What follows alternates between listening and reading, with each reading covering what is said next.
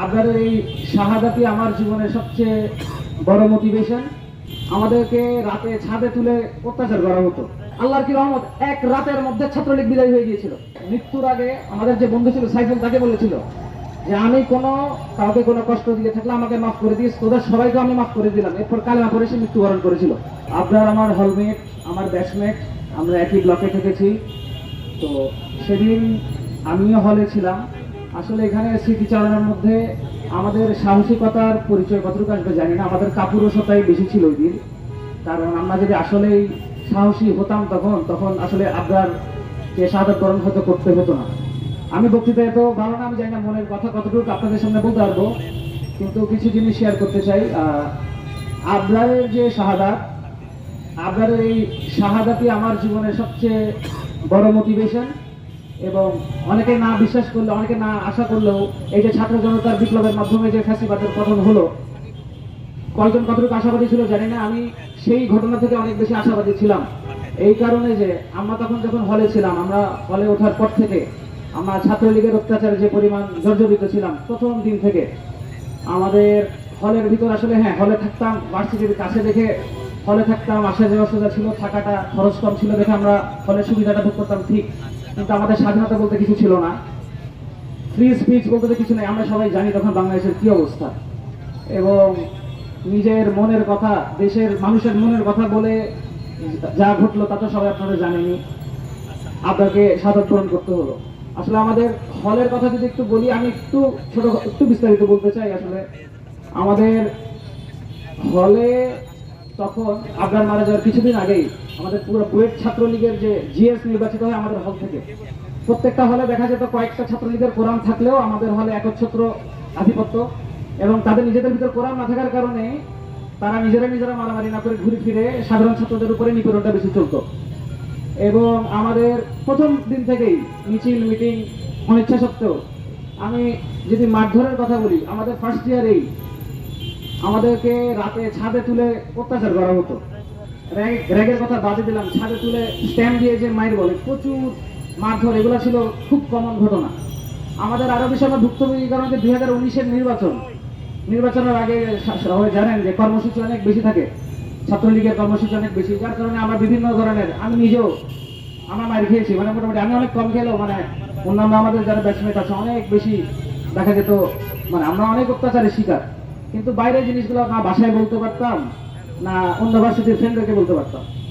তো ঘুরে ফিরে পাওয়ারের একদম যখন আটমোস্ট ওরা পজিশনে চলে গেল, যে ভিন্ন মত জাস্ট ফেসবুকে কিছু শেয়ার করেছে দেখে আপনাকে আসলে 6 তারিখ রাতে পিটানো হয়তো তার আগে থেকেই তাকে টার্গেট করে ফেলা হয়েছিল। এবং অলরেডি 3-4 তারিখের দিকে একটা পরিকল্পনা মিটিংও হয়েছিল।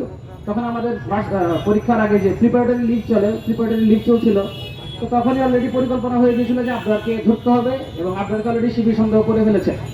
শিবিরের অলরেডি তারা নিজেরা অলরেডি ট্যাগ দিয়ে ফেলেছে, কারণ সে ভারতের বিরুদ্ধে যেভাবে পোস্ট করছিল, এবং আমাদের কিছু ইন্টারনাল গ্রুপেও এসব পোস্টের বিভিন্ন কমেন্ট, আপনার আসলে জানি না সব কি বলবো, নিজের সেফটির ব্যাপারে হয়তো ভাবে চিন্তা করে নাই কখনো, সহজ সরল ছিল। এমনও আমি দেখেছি যে ছাত্রলীগের কিছু কুলাঙ্গার, তখন আমরা তাদের বিভিন্ন পোস্টে দেখা যেত অনেককে জোর করে, অনেকে না চাইতে লাইক দিতে হচ্ছে, লাভ দিতে হচ্ছে। আপনার সেখানে যে অনেক জায়গায় দেখতাম তখন যে সে রিপ্লাই দিচ্ছে, উল্টা তাদের সাথে তর্ক করছে ওইসব ফেসবুক পোস্টে। তো তখনই আমাদের নিজেদের তখন মনে হতো আর কি যে আসলে আপনাকে তো হয়তো টার্গেট করবে। সেদিনের ঘটনা যদি বলি, 6 তারিখ আমাদের প্রিপারেটরি লিভ ছিল, আমিও চিটাং, আমার বাসা চট্টগ্রাম থেকে আমিও এসেছি, ফাহাদও দিন এসেছে আমাদের আসলে পড়াশোনার জন্য। সামনে কয়েকদিন পর 19 তারিখ মনে আমাদের পরীক্ষা ছিল, যতটুকু মনে পড়ে, অক্টোবরে। তা আমিও টিউশনি করে এসে যখন রুমে গেছি, আমি থাকতাম 2007 নম্বর রুমে, আবগারকে নেওয়া হয়েছিল 2011 নম্বর রুমে, 4টা-5টা রুম পরেই। তা আমি যখন এই ওয়াশরুমের দিকে যাই, আমাদের ওয়াশরুম হলো একদম এক সাইডে, 2011 ক্রস করে যেতে হয়, দেখি প্রচুর স্যান্ডেল ওখানে, প্রায় 10-12 জোড়া স্যান্ডেল। তো তখনই বুঝছি আসলে 2011-তে ছাত্রলীগের 3 জন থাকতো একসাথে। তখনই বুঝছি হয়তো কাউকে ধরা হয়েছে। এখন শিওর ছিলাম না কাকে ধরা হয়েছে, কিন্তু পরে রুমে এসে আশেপাশ থেকে যখন খোঁজ নিলাম, তখন যা বুঝলাম যে ফাহাদকেই নেওয়া হয়েছে। এবং সত্যি কথা বলতে আমাদের কাপুরুষতার কথা কেন বলি, এই জিনিসটা হলে এত বেশি নর্মাল ছিল তখন, যে এত বেশি নর্মাল ছিল যে শুধু এই অক্টোবরের 1 তারিখ থেকে 6 তারিখ আবরার ছিল ষষ্ঠ মানুষ যাকে যে কোনো কারণে কোনো একটা রুমে নিয়ে পিটানো হয়েছে। Abrar was the 6th person. তার মানে জিনিসটা এতটুকুই নর্মাল ছিল আমাদের যে না ঠিক আছে নিচে কাউকে এটা তো নেয়। এই 6 দিনের মধ্যে আরো 5 জনকে নেওয়া হয়েছে। মৃত্যুর আগে আমাদের যে বন্ধু ছিল সাইফুল তাকে বলেছিল যে আমি কাউকে কোনো কষ্ট দিয়ে থাকলে আমাকে মাফ করে দিস, তোদের সবাইকে আমি মাফ করে দিলাম। এরপর কালেমা পড়ে সে মৃত্যুবরণ করেছিল এবং এই অবস্থায় সে মৃত্যুবরণ করে। আমি সিঁড়ির ল্যান্ডিং এ যাওয়ার জন্য অনেক চেষ্টা করলাম, আমার রুমমেটরা আমাকে বাধা দেয়, তাও কিছুক্ষণ পরে গেলাম আমরা কয়েকজন, অনেকক্ষণ। তখনও আমাদের মাথায় এটা ছিল না যে আপনারা আসলে শাহাদাত বরণ করতে পারে বা কেউ একজন মারা গেছে, কারণ তার এক্সটার্নাল কোনো ব্লিডিং এর সাইন ছিল না। যে অনেকক্ষণ আমরা সিপিআর দিয়েছি, বসিয়ে পিছনে পিঠে বাড়ি দিয়েছি, ভাবছিলাম হয়তো নিঃশ্বাস আটকে গেছে বা অজ্ঞান হয়ে গেছে এরকম। কিন্তু ঠিকই ডাক্তার আসার পর তখন আমি ডাক্তারের সামনে ছিলাম, ডাক্তারকে বারবার রিকোয়েস্ট করছিলাম যে চলেন তাড়াতাড়ি তাকে মেডিকেলে নিয়ে যায়। ডাক্তার বললো যে সে তো আরো 10-15 মিনিট আগেই ইন্তেকাল করেছে। তো এই ছিল আমাদের ঘটনা। এরপরে তাও আমাদের ব্যাচমেটরা আমরা তখন যা হালকা পাতলা একটু সাহসিকতা দেখাতে পেরেছিলাম যে আমরা সবাই আলহামদুলিল্লাহ, এটা আল্লাহর রহমত বলবো। ছাত্রলীগের যে সন্ত্রাসীগুলো ছিল, সন্ত্রাসীরা ওরা ভয়ে এক সাইডে চলে গিয়েছিল, আর আমরা হলে যারা জেনারেল স্টুডেন্ট ব্যাচমেটরা, বিশেষ করে ব্যাচমেট যারা ছিলাম হাজার ব্লকের, আমরা আলহামদুলিল্লাহ একত্রিত হতে পেরেছিলাম। এর মধ্যে কয়েকজন খুব সাহসিকতার পরিচয় দিয়েছিল। শুরুতে আমাকে আমার পরিচয় দেওয়ার সময় এটা বলেছিল ভাই যে আমি হয়তো প্রথম ছিলাম, আমি আসলে এটা কখনোই আমি এটা বলবো না, আমাদের সবার এখানে একত্র ফুল একটা যদি এফোর্ট না হতো আমি জানি না কি হতো। তখন আল্লাহর এটা রহমত, অবশ্যই এটা আল্লাহর রহমত বলবো। আমরা সবাই একত্র হয়ে তখন যে প্রভোস্ট ছিল, অ্যাসিস্ট্যান্ট প্রভোস্ট ছিল ইফতেখার স্যার, ওনাদেরকে সব বুঝিয়ে বলি যা যা ঘটনা ঘটেছিল, কারা কারা ডেকে নিয়ে গেছে। ওর রুমমেটরা ছিল, রুমমেটরা বলেছিল কারা ডেকে নিয়ে গেছে। এগুলো আসলে আমাদের জন্য ওপেন সিক্রেট ছিল যে কারা করতে পারে। আমি যদি ওখানে নাও থাকতাম আমি চোখ বন্ধ করে বলতে পারতাম এরা এরা এরা এরা করেছে।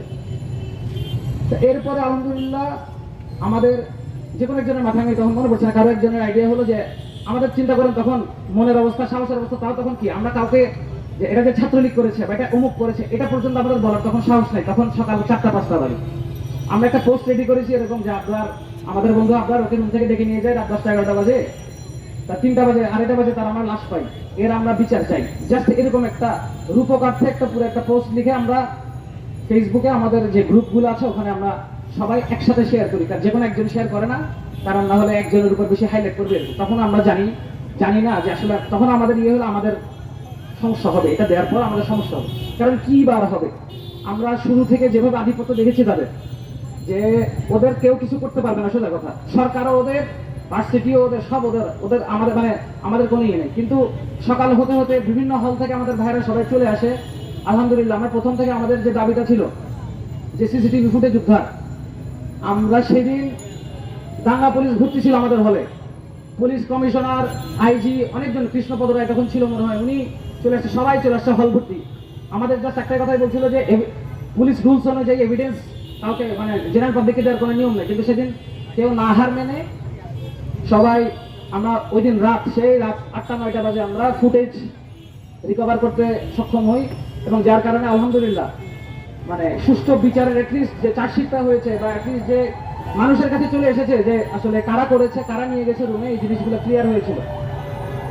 তো তখন এই হলো ঘটনা সেদিন। তখন আমি এটা এই জন্য মোটিভেশনের ঘটনা এই জন্যই বললাম, হয়তো বাংলাদেশ নতুন করে স্বাধীন হয়েছে অনেক বছর পর, 15 বছর পর 5 আগস্টে, কিন্তু বুয়েটে আমরা ছোটখাটো